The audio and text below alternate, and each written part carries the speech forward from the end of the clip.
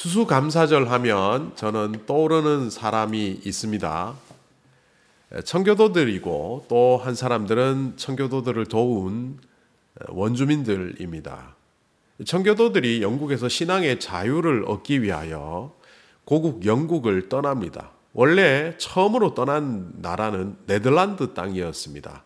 그런데 네덜란드에 가서 잘 적응을 하지 못하고 다시 떠나게 되는데 그곳이 바로 신대륙인 이 미국 땅입니다.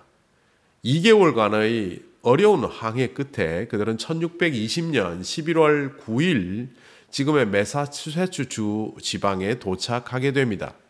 그런데 그들이 직면한 것은 바닥난 식량 그리고 극심한 굶주림, 때가 11월 9일인지라 매서운 겨울 추위였습니다. 이런 어려움 때문에 그들은 봄이 될 때까지 상당히 많은 사람들이 죽었습니다. 거의 절반에 가까운 사람들이 죽고 봄이 되어서 희망을 가졌지만 여전히 그들을 괴롭힌 것은 배고픔이었습니다. 이 배고픈 그들에게 도움을 준 사람들이 바로 당시 그 지역에 살고 있는 아메리카 원주민들인 완파노악 부족들입니다. 농사를 어떻게 해야 될지도 모르는 그들에게 농사법을 가르쳐 주었고 옥수수와 밀의 종자를 그들에게 전달해 주었습니다. 뿐만 아니라 굶주림 속에 힘들어하는 그들을 위하여 사냥한 고기를 잡아다 주었습니다. 그리고 이 청교도들은 1년 동안 열심히 농사를 지었고 농사를 지은 결과 가을에 좋은 추수를 거두게 되었습니다. 그래서 그 가을의 추수를 하나님께 감사하며 또한 그들을 도왔던 완파노악 부족들을 초청해서 감사의 절기를 지켰는데 그것이 바로 오늘 우리가 지키는 추수감사절의 기원이 된 겁니다. 그러니까 이 추수감사절의 기원은 하나님께 감사하는 것뿐만 아니라 그들을 도왔던 원주민들에게 대한 감사를 동반하는 바로 그런 절기입니다. 그때 그들이 먹었던 칠면조 고기 그리고 옥수수로 만든 빵 같은 음식은 지금도 우리 추수감사절의 전통 음식이 되어서 우리가 먹고 있죠. 자, 이렇게 추수감사절의 기원과 관련된 이야기를 하면 참 아름다운 이야기입니다. 그런데 이렇게 아름다운 이야기로 끝나고 말아야 될 이 이야기가 악몽으로 또 어떻게 보면 굉장히 안 좋은 추악한 역사로 이어집니다. 그 증거를 보면 첫째는 추수감사절 절기가 청교도들이 하나님께 감사했다는 그 초점만 남아 있다는 거죠. 그 아름다운 사연의 주인공인 원주민들의 이야기는 추수감사절에서 쏙 빠져버렸습니다. 그리고 그것보다 더 심각한 것은 그 이후 미국 역사 속에서 아메리칸 원주민, 인디안들의 모습은 잔혹하고 난폭하고 미개한 사람들로 인식되어 왔다는 겁니다. 1492년 크리스토퍼 콜럼버스가 아메리카 대륙을 처음 방문했습니다. 그 방문했을 때 이미 많은 아메리칸 원주민들이 살았고 그 아메리칸 원주민들을 인디언으로 착각한 콜럼버스 때문에 이들은 처음 인디언들이라고 소개가 되었죠. 나중에 이 아메리카 땅이 인도 땅이 아니라 새로운 땅, 그래서 아메리카라는 이름이 붙었음에도 불구하고 그들은 여전히 인디안, 미국 인디안이라는 이름을 갖게 되었죠. 제가 어린 시절 생각해 보아도 드라마나 영화에 나왔던 아파치족, 이런 이름도 생각나는 그 부족들은 전부 잔혹하고 폭력적이고 미개하고 난폭한 사람들로 제 머릿속에 남아 있습니다. 그래서 제가 그렇게 가진 것이 아니라 미국 역사 속에서, 미국 영화 속에서 그렇게 그렸기 때문입니다. 그렇게 원주민에 대해서 오해하고 살았던 제가 1990년 늑대와의 춤을이라는 영화를 보면서 또 1992년에 나왔던 라스트 모이칸이라는 영화를 보면서 내가 알고 있는 미국 원주민들하고 실제 원주민들이 다를 수 있겠다. 왜 그 두 영화에서는 자연을 사랑하고 부족들끼리 정말 서로 의리를 지키며 충성스럽게 살아가는 모습을 영화 속에서 그렸기 때문입니다.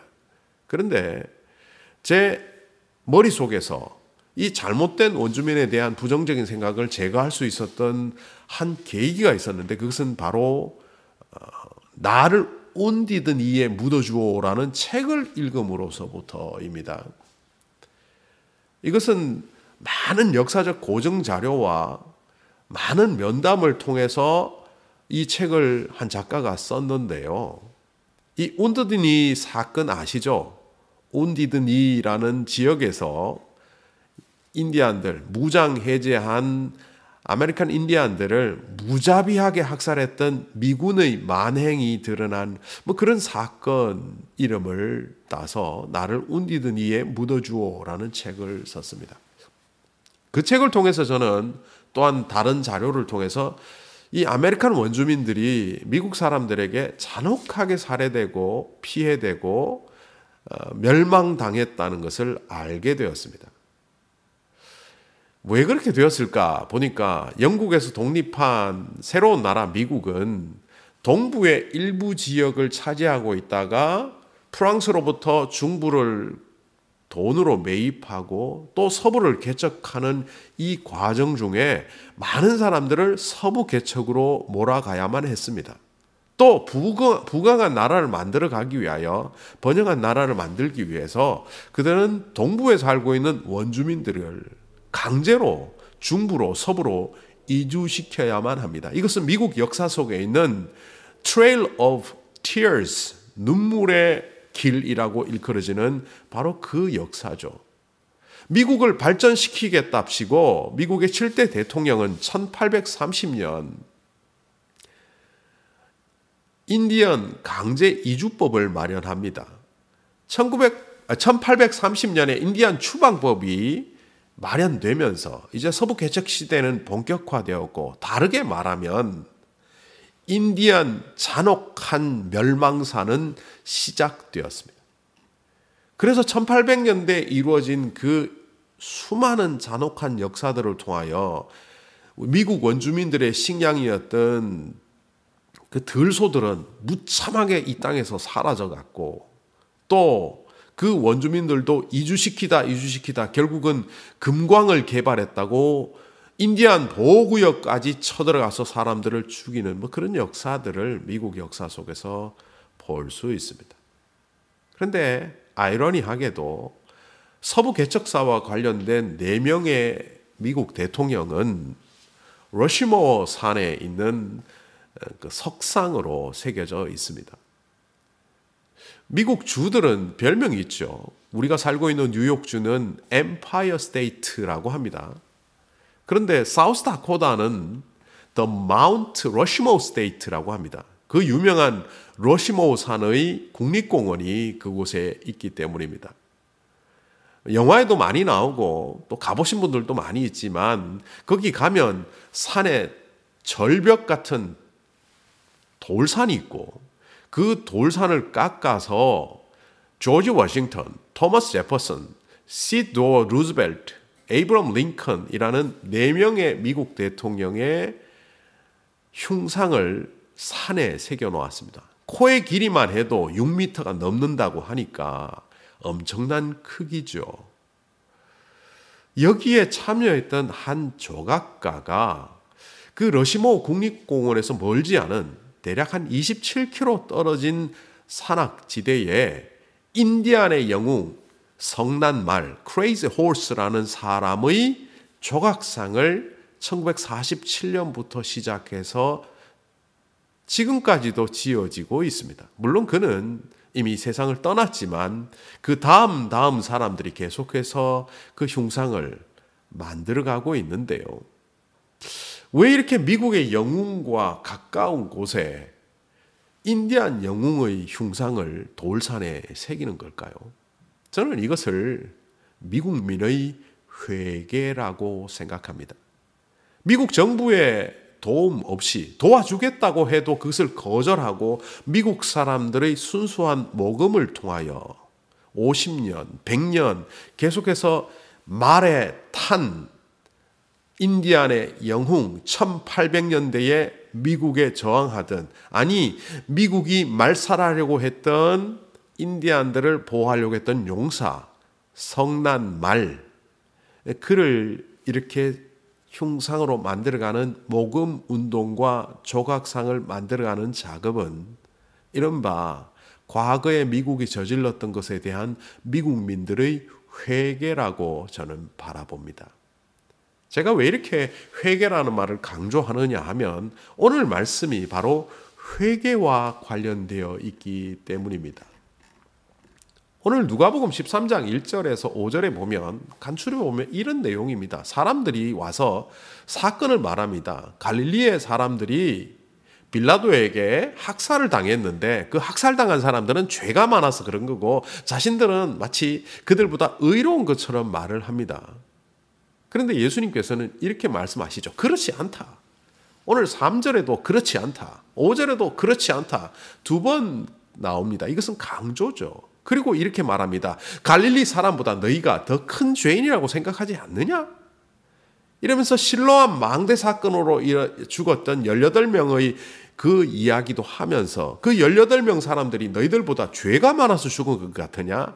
아니다. 오히려 너희가 더 죄가 많다. 뭐 이런 얘기를 하시면서 결론적으로 이렇게 예수님은 말씀하십니다. 너희도 회개하지 않으면 모두 망할 것이다. 오늘 이 말씀의 초점은 결국 회개하라는 겁니다. 예수님의 사역을 시작하시면서 가장 먼저 말씀하셨던 이야기는 회개하라 천국이 가까웠다라는 겁니다. 사실은 하나님 나라 천국에 대하여 이야기하시기 시작하신 것인데도 불구하고 그 첫 시작은 회개하라는 말로 시작합니다. 왜 예수님은 이렇게 회개를 강조하실까요? 저는 회개를 어떤 일을 마치고 새롭게 시작하는 곳이라고 생각합니다. 영어로 구태여 바꾸자면 터미널이죠. 제가 한국에 살 때 서울역에 가면 한글로 서울역 이렇게 크게 써놓고 그 밑에 영어로 서울 스테이션이라고 붙어 있습니다. 그런데 이거 틀린 표현입니다. 서울역은 모든 기차가 종착하는 곳임과 동시에 새로운 시작을 하는 곳이기 때문에 터미널이라고 해야 됩니다. 서울역과 비슷한 등급이라고 할 수 있는 뉴욕의 중앙역은 가보면 뉴욕 센트럴 터미널이라고 되어 있습니다. 반면 뉴욕의 역만큼 큰 역임에도 불구하고 시카고역은 환승역, 중간역이기 때문에 시카고 유니온 스테이션이라고 되어 있습니다. 제가 뭐 영어로 스테이션과 터미널의 차이를 알자고 하는 것이 아니라 바로 회개는 터미널이어야 한다는 겁니다. 기차가 종착점에 와서 모든 운행을 정지하는 것 같지만 그곳에서 다시 정비를 하고 준비하여 새롭게 출발하는 점, 바로 그것이 터미널이듯이 회개는 우리 인생의 터미널이 되어야 한다는 겁니다. 하나님과 무관하게 살아왔던, 또 세상의 탐욕과 잘못된 가치관으로 살아왔던 그 역사를 끝내고 다시 한번 하나님과 새로운 시작을 하는 것이 바로 회개이기 때문입니다. 제가 그 늑대와의 춤을 이란 영화나 라스트 모히칸이라는 영화를 보면서 제가 참 마음에 충격이 왔었습니다. 과거에 제가 생각했던 아메리칸 인디안들은 잔혹하고 난폭했는데 자연을 사랑하네. 또 나를 온디드니에 묻어주오라는 책을 보면서 내가 알고 있는 이 역사가 잘못되었구나. 그래서 새롭게 역사를 공부하게 되었고 결국은 미국 역사 전반에 대하여 새로운 눈을 보게 되었습니다. 그러니 진짜 누구가 영웅인지 알아보게 되었다는 겁니다. 자기의 부족을 위해서, 아니 이웃 부족을 위해서, 아니 미국에 살고 있는 원주민들을 위해서 목숨을 바쳤던 크레이지 호스, 우리말로 성난 말이었던 그 사람은 단순한 용사가 아니라 미국의 영웅입니다. 그리고 미국의 사람들이 그것을 알아보며 이제는 회개하는 차원에서 그 돌상을 산에 새기고 있다는 겁니다. 이 회개가 또 왜 중요하냐 하면 이 회개는 고리를 이어가면 결국 감사로 이어집니다. 회개하는 자만이 누리는 것을 우리는 은혜라고 합니다. 내가 죄인 되었음에도 불구하고 죽어 마땅한 자임에도 불구하고 그리스도께서 나를 위하여 죽으심으로 나를 구원하셨다. 이 감격, 그것을 은혜라고 말하는데 회개한 자만이 누리는 이 은혜를 헬라어로 카리스라고 합니다. 이 카리스를 더 좋은 카리스라고 말하면 그것이 감사입니다. 카리스테오라고 하는 이 감사하다라는 말은 유라는 말과 카리스란 말이 합쳐진 유카리스테오입니다. 그럼 우리말로 구태여 번역하면 좋은, 카리스테오, 카리스, 감사, 더 좋은 감사라는 겁니다. 마음으로 느끼고 생각으로 느끼는 이 은혜가 우리의 몸으로 나타나고 우리의 삶의 현장에서 은혜 갚음으로 나타날 때 이것이 감사입니다. 그러니까 감사는 바꾸어 보면 은혜 갚음입니다. 회개한 자가 누리는 이 은혜를 감격하며 갚겠다고 할 때 나타나는 것이 바로 감사입니다. 그래서 데살로니가전서 5장 18절은 이 감사야말로 예수 그리스도 안에서 우리를 향하신 하나님의 뜻이라고 밝힙니다. 그런데 이 감사한 사람이, 그러니까 은혜로 충만한 사람이 그것을 은혜 갚겠다고 할 때 나타나는 이야기를 오늘 시편 9편에서는 싣고 있습니다. 제가 새 번역으로 읽지 않고 가장 최근에 번역한 새한글 성경으로 읽어보겠습니다. 나 감사드립니다. 여호와께 온 마음으로 나 이야기하겠습니다. 주님 하신 온갖 놀라운 일들을 나 기쁘고 기쁨에 겹습니다. 주님을 생각하니까요. 나 주님 이름으로 찬송합니다. 오 가장 높으신 주님. 시편 9편 1절 2절에서 말하는 핵심은 회개하고 돌이킨 자가 은혜를 누리며 그 은혜를 갚겠다고 하는 것은 구체적인 삶의 현장에서 드러날 수밖에 없다는 것을 보여줍니다. 그것을 감사라 표현해도 좋고 주님의 일을 이 땅에 선포하는 선포라고 해도 좋고 주님의 이름을 높이는 찬양이라고 해도 좋고 모든 상황 속에서 늘 주님을 생각하며 기뻐하는 기쁨이라고 해도 좋다는 겁니다. 이른바 감사, 말씀의 선포, 기쁨, 그리고 찬양은 모두 회개하는 자에게 나타나는 아주 좋은 모습이라는 겁니다. 그래서 오늘 이 감사주일에 누가복음 13장 1절에서 5절 말씀은 우리에게 회개를 말해 주시는 것 같습니다. 우리가 살고 있는 이 세상은 메타버스를 말하고 있습니다. 메타버스는 다르게 말하면 과거의 신대륙처럼 가상현실 속에서 또 증강현실 속에서 혼합현실 속에서 확장현실 속에서 새로운 세계, 새로운 대륙을 만들어 가겠다는 것이 바로 메타버스입니다. 그런데 말장난 같지만 예수님께서는 메타버스가 아닌 메타노이아를 오늘 말씀에서 말씀하셨습니다. 메타노이아가 헬라어로 회개입니다. 그런데 메타노이아는 합성어입니다. 메타, 초월적인 이란 말과 노이아, 마음이란 말을 합친 겁니다. 마음을 바꾼다라고 번역할 수도 있지만 메타노이아는 마음 위의 마음입니다. 이 땅의 마음이 아니라 하나님 나라의 마음입니다. 탐욕과 욕심으로 가득 차서 내가 이 땅을 차지하기 위해서는 원주민들을 죽여야 한다는 그런 마음이 아니라 우리 더불어 모두 함께 잘 살 수 있다는 마음입니다. 청교도들이 들어와 굶어 죽어는 가는 그때에 그들의 땅과 밭을 내어주며 종자를 내어주며 그들의 사냥한 고기를 나누어 주며 품었던 원주민들이 사실은 청교보다 청교도들보다 더 이 추수감사절의 주인공입니다. 오늘 우리는 메타노이아, 인간의 마음 위에 있는 하나님의 마음을 가지는 사람들이 되어야 합니다. 그래서 우리를 통하여 감사가, 기쁨이, 말씀의 선포가 또한 하나님을 찬양하는 것이 넘쳐나야 합니다. 그때 우리는 참으로 이 감사절의 주인공이 될 수 있습니다. 러시모우 산에 대통령상을 조각하는데 참여했던 뛰어난 조각가가 있습니다. 그의 이름은 코자크 지올코브스키입니다. 14년 동안 그 작업을 마치고는 흐뭇해했습니다. 미국의 영웅을 그렸구나.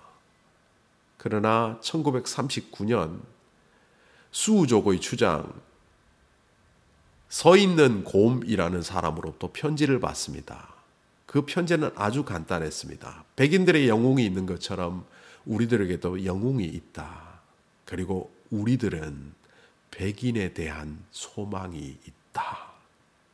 이 편지를 들고 깊은 깨달음을 가졌던 코자크 지올코브스키는 1947년부터 러시모산 27km 떨어진 곳에 앞에서 말씀드렸던 성난말이라는 용사의 흉상을, 말탄 모습을 조각해 가기 시작했습니다.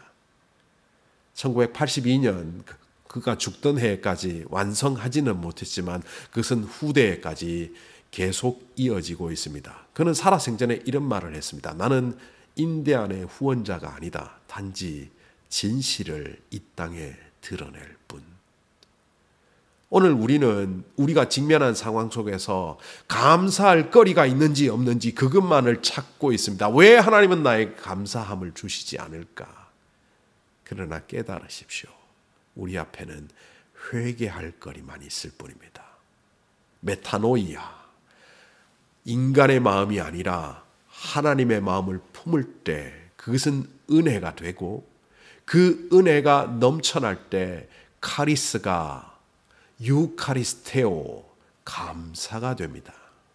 바로 이런 마음을 가진 사람을 주님은 찾으시기 위하여 회개하라, 천국이 가까웠다 말씀하셨습니다. 바로 마음 위에 하나님의 마음을 품는 자, 그들을 통하여 이 땅에 하나님의 나라는 세워져 갑니다. 감사절, 우리를 통하여 하나님의 나라가 이 땅에 세워지는 위대한 역사가 있기를 간절히 소망합니다. 기도하겠습니다.